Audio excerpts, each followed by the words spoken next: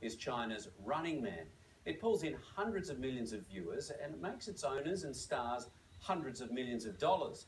So why won't they pay the Aussie workers they've left out of pocket? Reporter Alicia Muelling's been following the story and joins us now. Alicia, the makers and the stars of this show have literally done a runner. Yeah, that's right, Cam. It was supposed to be a great coup for our tourism industry. The most watched reality TV show in the world, filming down under. But things turned sour when the show's creators left the country without giving their workers a cent.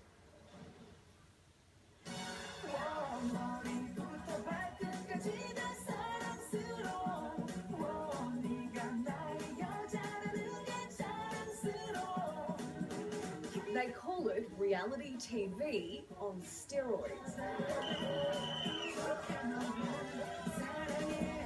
The most watched game show in the world, with a multi-million-dollar budget taking its celebrity cast to luxury hotspots around the world. This year's series has already been viewed a staggering 200 million times. It's like a Chinese version of The Amazing Race.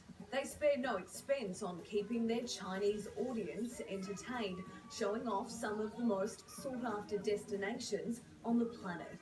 There is no more important market than China for Australia right now, or for the foreseeable future. And just last month, a crew of more than 200 arrived here to shoot an episode. They relied on Aussie workers and small production companies to help film. The only problem, the show they call The Running Man is accused of doing a runner on its production costs. When the show's creators chose Australia as their next location, our tourism bosses were licking their lips. The Australian episodes are expected to be watched by more than 100 million fans of the cult series in China and across Asia when the show airs in January 2016. Over 4 days, this mega production filmed at some of our most iconic sites. In Melbourne, it was the MCG, the exhibition building and the museum, while in Adelaide, the cast headed to the city's Rundle Mall and the famous Barossa Valley. And it's not the first time the TV franchise has come down under. 2 years ago, the Korean version of Running Man headed to Queensland, filming 3 episodes on the Gold Coast and at Palm Beach. But last month, within weeks of the cult show returning to China, things turned ugly, forcing tourism authorities into damage control. A Current Affair understands dozens of production staff, from security guards to location managers, are still yet to be paid. Tourism Australia has confirmed it's now chasing the cash from the Chinese, with the bill at around $500,000. We may not recognise them here, but these celebrity contestants are a big deal to millions of fans across Asia. The show's only female star, Angel Baby, is known as the Kim Kardashian of China. In October, she married a fellow Chinese actor in one of the most extravagant ceremonies the world has ever seen. 2,000 guests celebrated the occasion in Shanghai. The bride decked out in a custom Dior gown with a $1.5 million pear-shaped diamond engagement ring on her finger. The entire event rumoured to have cost more than $30 million. Well, it wasn't subtle. I mean, Angel Baby doesn't do things by halves. It's all about show. It's all about making people a little bit envious. Entertainment commentator Peter Ford.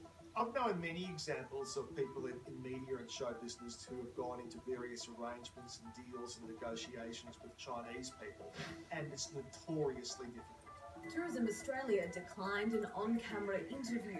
Instead, a spokesperson provided A Current Affair with a statement.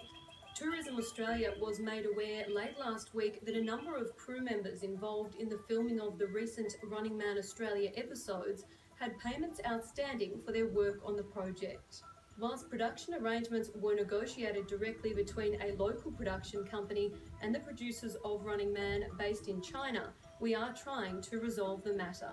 Tourism Australia is all about facilitating broadcasting Australia to the world. So this is just one of many TV programs that they'll be participating in this year. Quentin Long is from the Australian Traveller magazine. Oh look, the appeal doesn't change. It's our beautiful landscapes, it's our naturalness, our beautiful beaches, our food, our icons like the harbour, the rainforest, the rock, all those sorts of things wrapped up into a great experience that the Chinese just don't get anywhere else in the world. He says Australia sits at the very top of Chinese travellers' bucket lists, and the episodes, which will air in China next month, are sure to encourage this crucial tourist market to make the trip. They're our number 2 in number of visitors that come to Australia, but by far the number 1 in terms of dollars spent. That's the benefit that Australia is going to get out of being showcased on that program. The downside of it is there are a lot of people who provided services in good faith who haven't been paid. Yeah, it's great having them here, but they do have to pay their way. And the union, which represents Aussie technicians and crews, is also now investigating after receiving several complaints about unpaid work.